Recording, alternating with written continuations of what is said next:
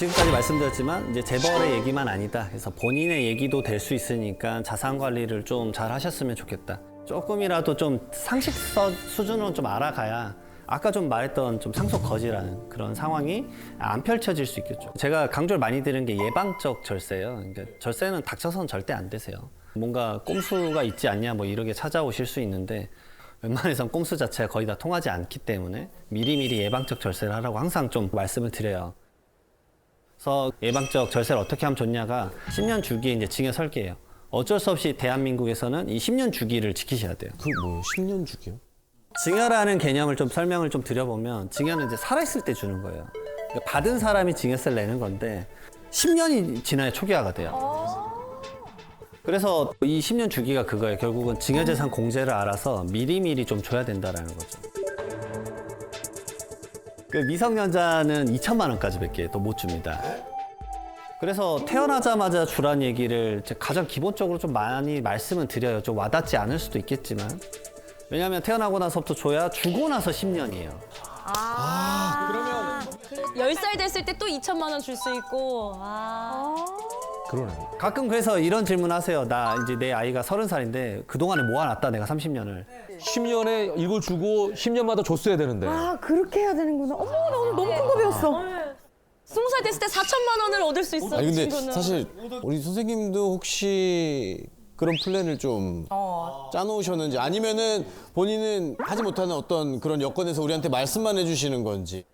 저는 아이가 둘이 있는데요. 첫째 아이는 돌 지나고 나서 했고 그다음에 둘째 아이는 이제 돌 지나서 딱 지난주에 계좌 만들었어요. 저는 먼저 이제 현금을 주고 증여세 신고를 한 다음에 이제 저는 일반적으로 이제 이걸 좀 많이 권해드리는데 이제 배당주 위주로 증권 계좌 만들어서 처음에 신고를 해야 됩니다. 신고를 해야지만 증여란 게 시점을 알 수 있기 때문에 그렇지 않으면 이제 오해를 많이 살 수 있죠. 뭐 애기한테 그러면 예를 들어서 2천만 원을 줬어요. 배당 주식에. 기업이 이렇게 성장해서 막 공 하나 붙고 뒤에 더 붙고 앞자리 바뀌었어요. 그거 만약에 주식 팔려면은 그것도 그건 이제 자녀 몫이죠. 아 본인 돈에 세금만 계산하면 되는 거죠? 네, 시드 2천은 줬을 때 증여세 신고를 했으니까. 아 진짜 좀 말씀드리고 싶은 게 여기 이제 젊으신 분들은 이제 공감이 안 되실 거예요. 왜냐면 지금 30살에 나 지금 속된 말로 분유값도 없는데 내가 무슨 2천만 원을 증여를 해주냐 이러실 거예요. 맞아. 할아버지가 주셔야 돼요. 지금 60대 이상 분들이 대한민국의 자산의 이제 39%를 가지고 있다고 해요. 그리고 20, 30대는 12% 정도 갖고 있다고 하니까 사실 젊은 이제 직장인 분들이 결혼을 해서 2천만 원을 증여하는 건 거의 어렵죠. 그래서 이제 조부모 세대가 좀 더 도와주면 좋지 않을까라는 얘기를 좀 한번 해봅니다. 예. 10년 주기 증여 설계가 사실 증여를 줘서 미리 이제 마중물 주는 목적도 있는데 이게 말 그대로 상속세도 줄여주는 게 증여하고 10년 이내에 돌아가시잖아요. 이 증여한 사람이. 그러면 본인의 상속세 계산할 때 전부 다 얹어서 계산해요. 중요한 경우에는 무조건 10년 이상은 살아야겠네요. 네. 그거 어떻게 맞춰? 10년 보장 받아야죠. 안 그렇게 될 수도 있잖아. 이걸 사전 증여 재산이라고 합니다. 이게 가장 상속세 계산에서도 중요한 거예요. 그래서 10년 초기화가 중요해요. 왜냐하면 증여세 낼 때는 낮은 세율인 뭐 20%를 냈는데 이게 만약에 9년 이내다 그러면은 그때는 20%지만 상속재산에 얹었더니 50%다. 그러면 차액인 30%를 세금으로 추가로 내야 됩니다. 그러면 그 부담이 좀 커지기 때문에 상속세를 좀 줄이기 위해서는 미리미리 좀 증여의 플래닝을 좀 짜야 된다. 근데 대부분 이러기에 증여를 안 해요. 어떻게 하냐면요. 대부분 닥쳐서 하세요. 돌아가시기 전쯤에 말씀을 하세요. 이제 좀 힘드실 것 같다. 이래 말씀을 하면 그때 갑자기 허겁지겁 이제 부모님의 계좌에서 돈을 빼요.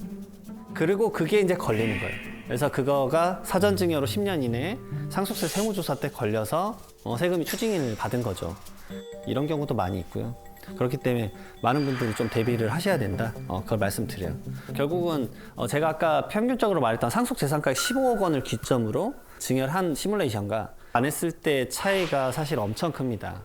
그래서 한번 세액 비교를 한번 보여드리면 15억 정도 재산이 있었고 그 다음에 10년 단위로 이제 증여를 했다고 가정한 절세 플래닝을 좀 짜야 된다. 그럼 당연히 증여세는 안 나오겠죠. 왜냐하면 증여재산 공제액수만큼만 했으니까. 근데 절세 플랜을 안 하게 되면은 우선은 증여세, 그 당시 내지 않았던 증여세, 거기다 상속세는 전부 다 증가됩니다.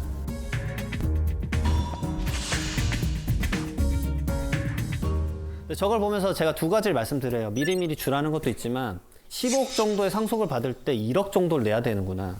라는 것도 한번 인지를 하시면 좀 도움이 되지 않을까 싶습니다. 이렇게 이제 10년 주기 증여 설계가 좀 다양한 이슈가 있는데 그럼 이건 증여인가? 생활비도 증여인가? 뭐 이런 것들. 그런 것들의 이슈가 있거든요. 예를 들어서 이제 50대 여성이 황보라 씨가 네. 30이 넘은 성년이지만 취업을 하지 못하고 있는 이제 오더기가 있었어요. 그래서 이제 독립하지 못하니까 집에 얹혀 살고 있잖아요. 그래서 아들한테 용돈도 주고 보험도 가입시켜줬어요. 그러면 여기서 이제 아들에게 준 이 용돈하고 보험료가 증여가 될까?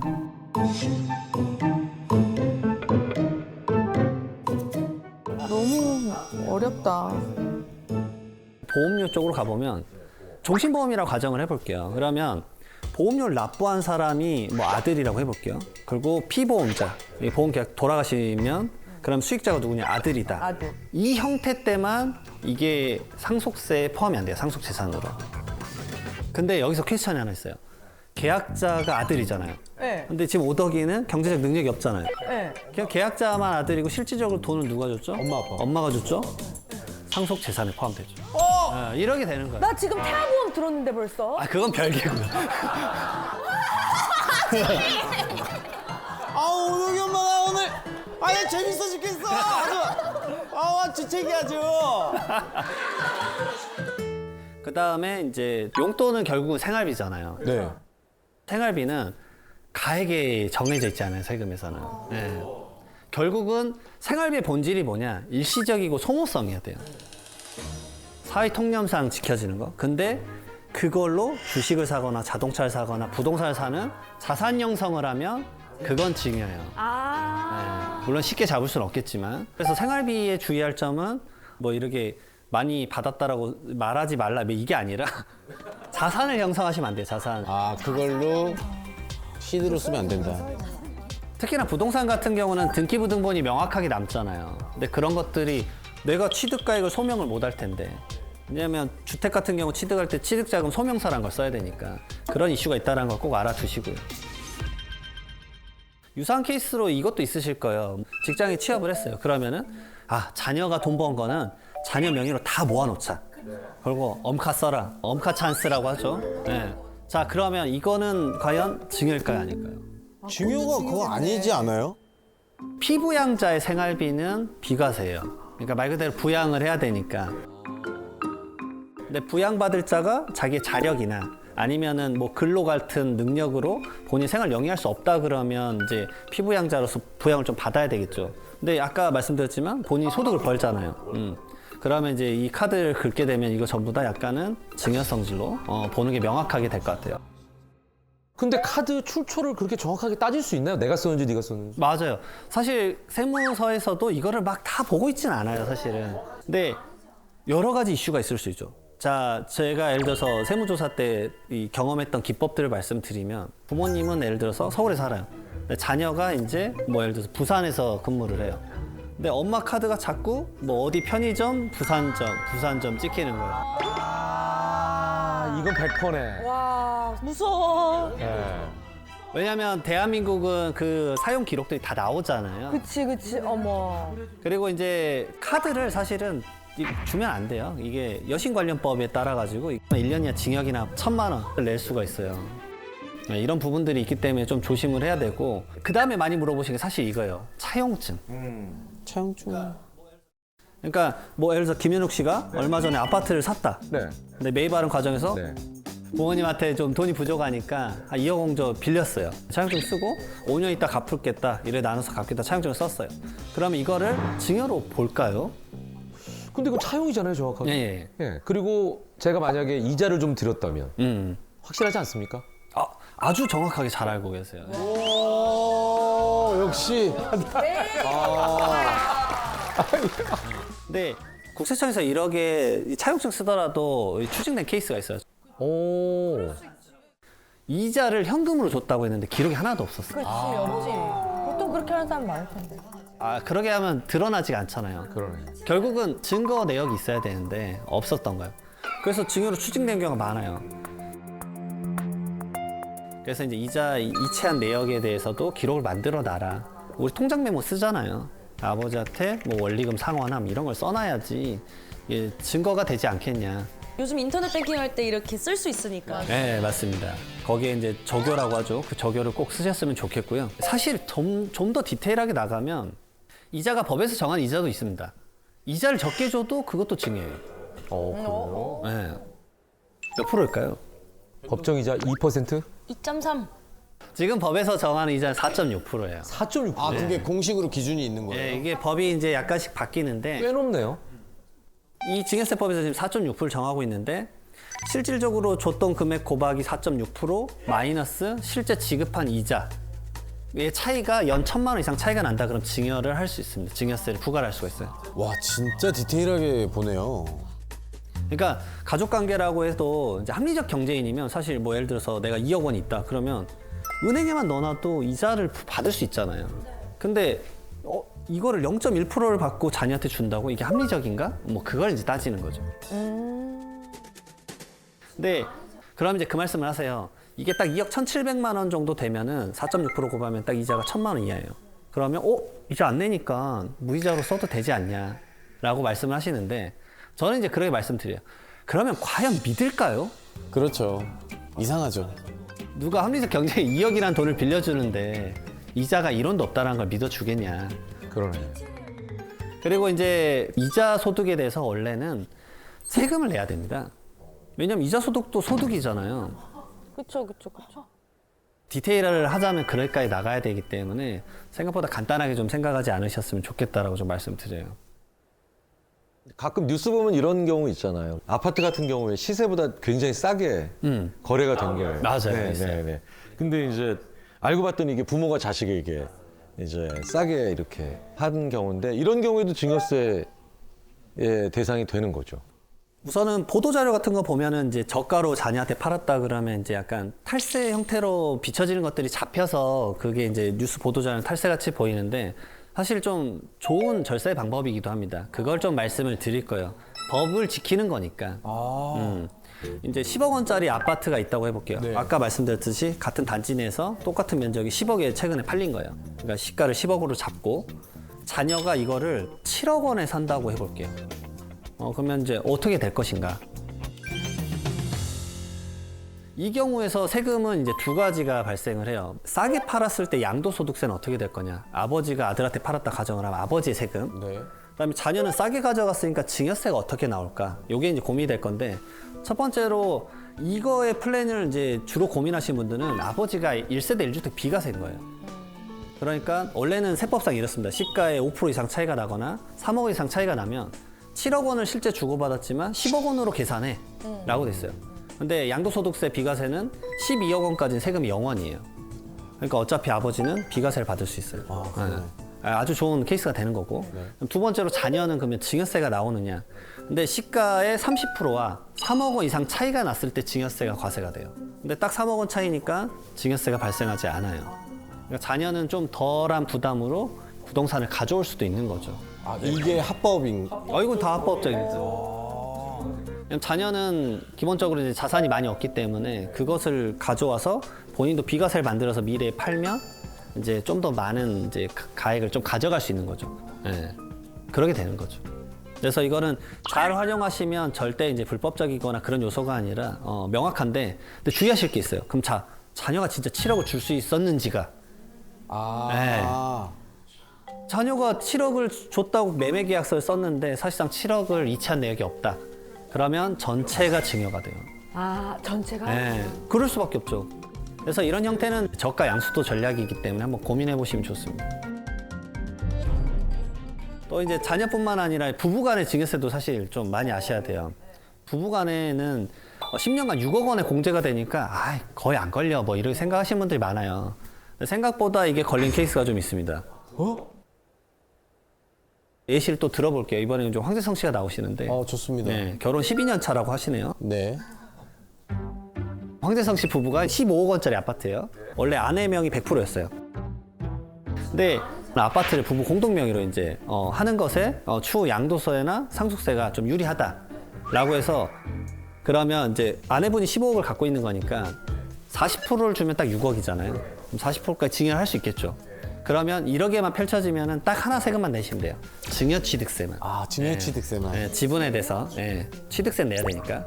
그래서 이렇게 계획을 했었는데, 근데 얼마 있다가 이제 아파트 공동명의 바꾸고 나서 갑자기 이제 세무조사가 나와서 증여세 내라고 나온 거예요. 어떻게 된 상황일지 황재성 씨가 이제 본인의 생활이니까 뭐 말씀을 한번 해보시면. 잠깐만. 나왔다는 것 자체가 뭔가 수가 틀렸다는 거잖아요. 맞습니다. 그렇죠. 뭔가가 걸렸다는 거죠. 내가 뭘 걸렸어? 잠깐만. 아까 지금 이제 배운 걸 복습해 보면은 의료보험을 내 와이프가 날 내줬거나 아니면 용돈을 크게 줬거나 네.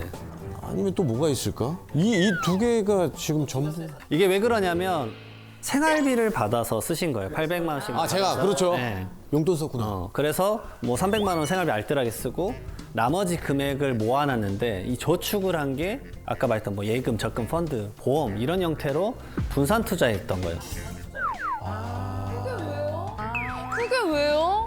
그게 생활비 목적으로 안 쓴 게 되니까. 그 용돈을 시드머니로 쓰면은 아까 세금이 증여가 된다고 했잖아요. 이게 내가 그냥 그 행정 업무 편의상 내 명의로만 지금 보관을 해놓은 상태였다라는 것들에 대한 뭐 소명이 있으면 피해갈 수 있겠지만 이런 금액들이 쌓이다 보면은 그게 꽤 한 번에 돌아올 때 커진다. 이런 것들도 좀 알고 계셔야 돼요. 요거는 사실은 방어적 기제로 정말 알아두셔야 되는 좀 지식인데 80대 자산가분이 이제 슬하에 2명 있었어요, 자녀가. 근데 첫째 아들은 좀 게을렀고 둘째 아들은 좀 꼼꼼했어요. 첫째 아들이 그리고 귀가 얇아. 막 사기 잘 당하고 뭐 이런 식이에요. 그러면 이제 유산 탕진할 수도 있으니까. 그래서 둘째 분에게 이제 너가 우선 다 가져가서 차라리 첫째 힘들 때 좀 도와줘라. 뭐 이런 식으로 말을 하려고 했던 거예요. 근데 둘째 분이 또 이런 분들 심성이 또 착해. 그래서 아니요, 같이 받을게요. 그래서 이제 이렇게 50억씩 받고 상속세가 이제 40억이 나왔어요.